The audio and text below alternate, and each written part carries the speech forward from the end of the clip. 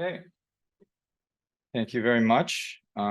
It's a pleasure to be here. It's wonderful to have these meetings in person. So I'm going to start off where Karen left off with her limitations and what she described as the healthy survivor effect. And quick first, a few observations. So all these presentations really have been talking about pandemic changes, and really they've all sort of emphasized how important it is to really understand what the pre-pandemic experience is. The pandemic has changed things, but before you can understand change, you have to understand the baseline. And in many of these things, if we had finished all research by 2020, this would be very easy. And we'd be like, oh, well, we know everything, and then we just see how it changes. Unfortunately, in most cases, we don't know everything. And there's a lot we are learning, and we're certainly improving our ability to understand.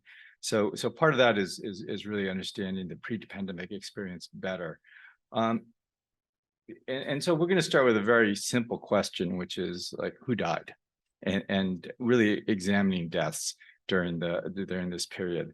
And it's arguably an easy place to start. Death is one of these things that's relatively easy to measure compared to most things, and really is important for determining who's at risk for other events.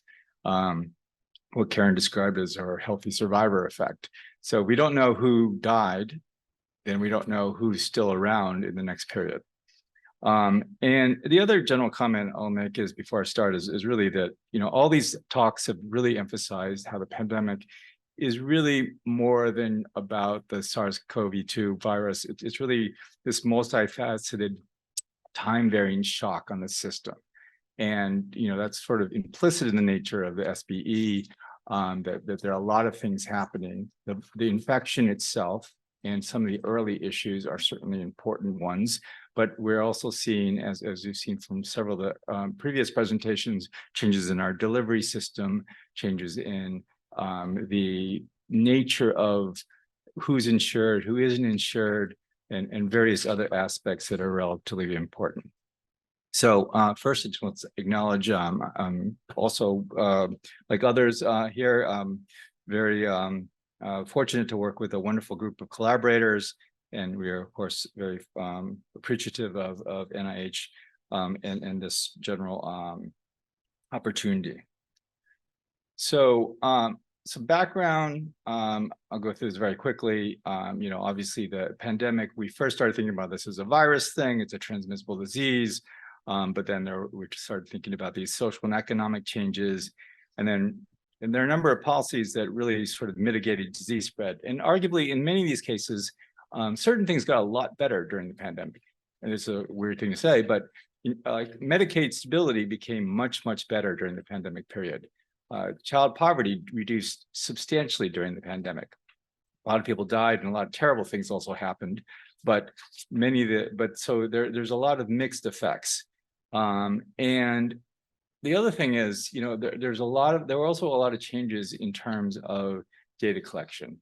Many of the rules that CMS had for hospitals or nursing homes during this pandemic period really were relaxed, as many places were struggling to deal with the clinical burden of dealing with many sick patients, and really understanding how all the effects on, whether it be surveys that we're conducting that are panel surveys over time, or data that we collect from a range of sources, how those changes are, those are important questions to uncover.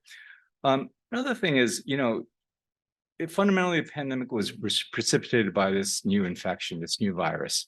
And just knowing who is infected and who remains infected is something that is,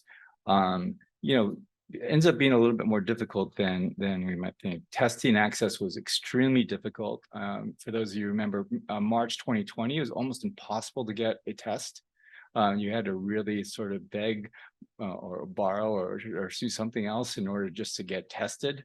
And then, we went through a period where PCR testing increased a lot, and now we're in an era where we have a lot of mixed modalities for testing, and a lot of it is not captured, but there's a big SAS gradient there as well. And even within our own data, just there are so many tests that are available now within our electronic health records that you just, adjudicating like the disease, whether something is a COVID test and the test results end up being a non-trivial affair. Similarly, deaths, if we don't know who is infected, it's really difficult to attribute deaths to COVID per se. And we know a lot of people died and a lot more people died. And there's also a lot of heterogeneity across the population over time. And we're really focusing on all-cause mortality in large part because of the reasons that I described. It's hard to know who died because of COVID if we didn't test routinely or systematically. And there are some data submission issues during this time period. The other thing is, as I mentioned, in order to understand the changes, we have to understand the baseline period and what really was happening. And understanding that the baseline mortality issues become even more important and sort of require us to take a step up in this area. The other thing is, this was very much an evolving threat. In early 2020, we had no idea what was going on. There was a virus. It was new, that we knew, but how to treat it, what the implications were, how long it would last, who's likely to die. We had almost no information on that. And then we suddenly, very quickly developed a lot of evidence around what's going on through outstanding work from lots of people. We had evidence-based treatments by the middle of 2020, and we had vaccines by the end of 2020. And then the threat is still evolving. Right now, you saw slides of how hospitals and EDs are changing. Like our hospitals are completely full. Many of our hospitals are completely full right now, and we almost have a capacity issue on a daily basis in some of the larger hospitals, but in some of the smaller hospitals, the opposite is happening. And then the virus itself is mutating. All right, so in terms of what we're going to talk about today, I'm just going to give you a little taste of some of the stuff we've been doing. And so what we're going to do is predict all-cause mortality during the pre-pandemic era, 2017 to 2019. And then what we're going to do is use that information, and we're going to compare predicted versus observed during the 2020 and 2021 period. And then we're going to take the next step, which is examine use of certain types of testing that was common in that period, which is specifically the PCR tests. We're using data linked at the individual level. We use a number of different data sets in our projects, but in this one, we're really focused on information where we're linking electronic health record data combined with traditional fee-for-service Medicare insurance claims, as well as provisional state death certificate information. The population, we're sort of exploiting a payment innovation that occurred within Medicare and created these alternative payment contracts or ACOs. And this really creates a well-defined population for whom we have comprehensive paid care information. We focus on individuals who are enrolled in the ACO and who were 65 and older, and had 12 months of either follow-up or died during that subsequent year. We examine their enrollment status as well as their characteristics in one period to examine their outcomes the next period, looking at things like social demographic characteristics, various clinical characteristics, including measures such as comorbidity scores, serious illness measures, and frailty measures. And then we also looked at a number of other insurance characteristics that are commonly used in this area. Our primary outcome was death in the next 12 months.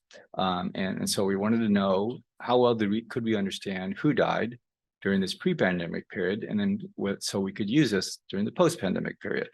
And as we used fairly traditional methods, we split our sample into a training and testing data set.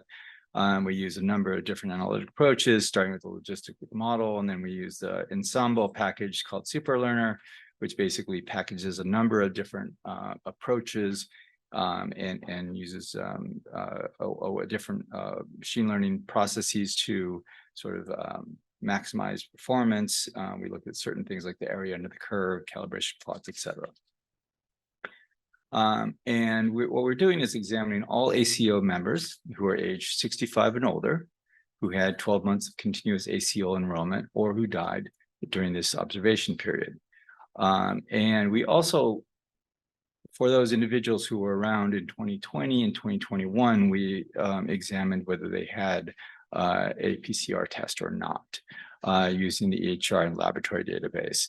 And so our system had created a registry for everyone who was tested and tested positive during this time. We actually went back and redid this, in large part because this ended up being a much more difficult, challenging area than we anticipated. You know, a standard measure, you think with a test, you get a test, it's either positive or negative. You get 1 line or 2 lines if you do this at home, and that's it.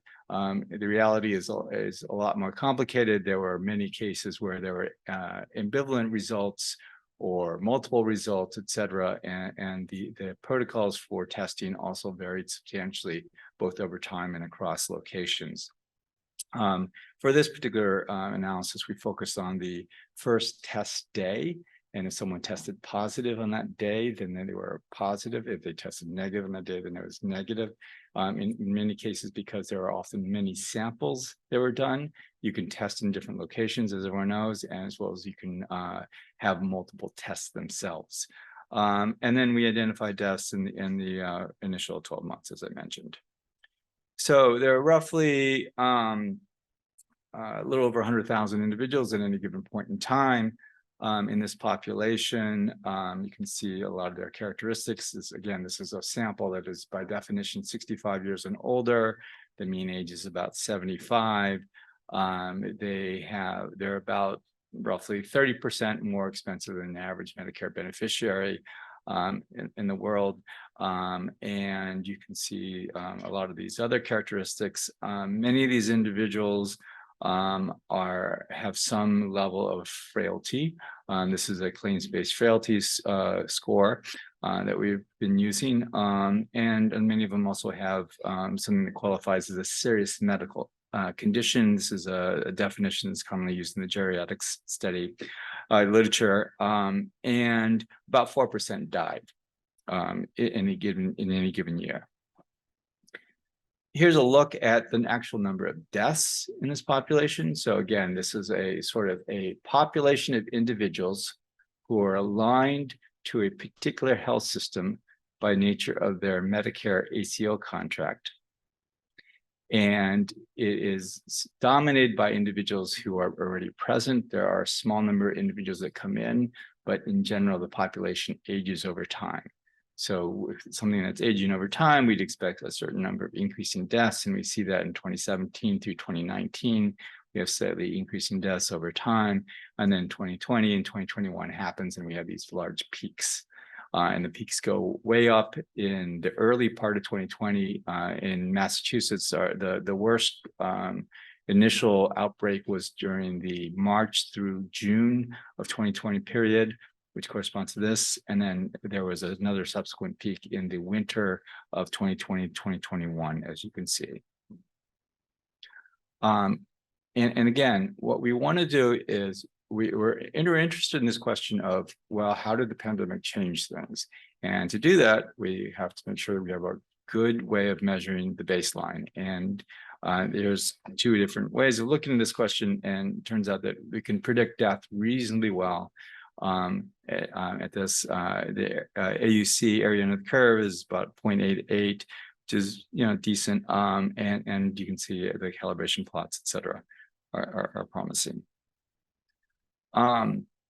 This is the look at just the frequency of the frequency of having any SARS-CoV-2 PCR test within the system as over time. And so it's a cumulative percentage.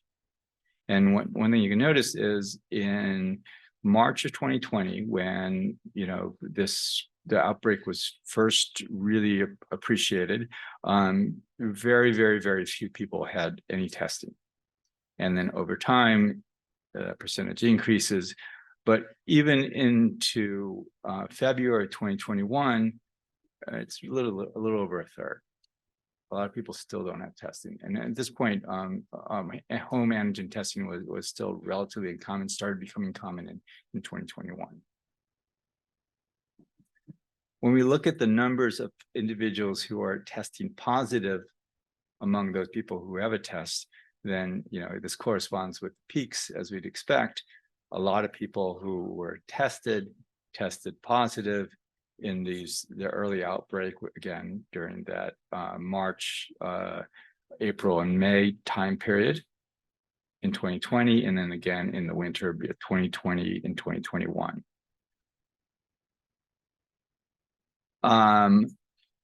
And basically, if you had a test and you tested positive, you're more likely to die, as we'd expect. So the interesting thing is, testing, as I mentioned, it was hard to get, and you'd expect that, well, if you got tested, it would be useful, but ideally, we'd hope that testing would be either systematic in the best environment, or at least non-biased, and ideally. That might not be the case, as you can see from this. If you look at what's the probability if we look at what's your probability of death, just based on your clinical characteristics and your age, et cetera. And those are the deciles that go across, where 1 is the lowest and 10 is the highest. And then we look at whether you are likely to die, what your odds are of dying in the next 12 months. In general, the people who get tested are a little bit more likely to die, as you might expect, except for when you get to the highest deciles. In other words, the sickest people aren't getting tested quite as frequently. And then here, among those people who are tested, if you get tested positive, as you expect, you're more likely to die, particularly if you were more likely to die beforehand. So in general, this is a simple approach for predicting all-cause mortality. It's important to remember that test access was limited, so our ability to determine who was infected versus who was not infected is fairly limited. And unfortunately, it looks like, as in many other scenarios, those people who are probably closest to death or have the highest probability of death were least likely to receive testing. There are a number of limitations. For sake of time, I won't go through these, but this is sort of early work that is sort of promising. And some general implications include that, differentiating between deaths in the pandemic versus infection-related deaths may be something that is just, maybe extremely difficult to do and ultimately impossible at a large scale. But ultimately, we care more about the pandemic than any particular virus, arguably, and we're probably likely to underestimate infection-related deaths, and we may also be at risk of underestimating pandemic-related deaths. So thank you very much.